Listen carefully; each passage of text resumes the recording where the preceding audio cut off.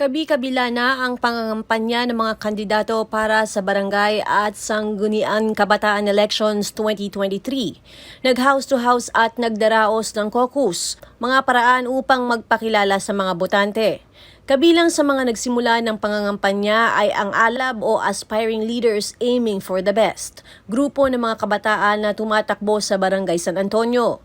Nitong Huwebes ay kasama sila sa isinagawang pagbabahay-bahay sa nasabing barangay. Ayon sa SK Chairman aspirant na si Andrea Ikay Blando, naging masaya ang kanilang unang araw ng kampanya. Sinabi din ni Blando na siguradong madali silang malalapitan ng mga kapwa nila kabataan. Okay naman po siya since morning po and inulan lang po kami around 8 a.m. or to 9 a.m. po. Pero goods naman po, okay po kami.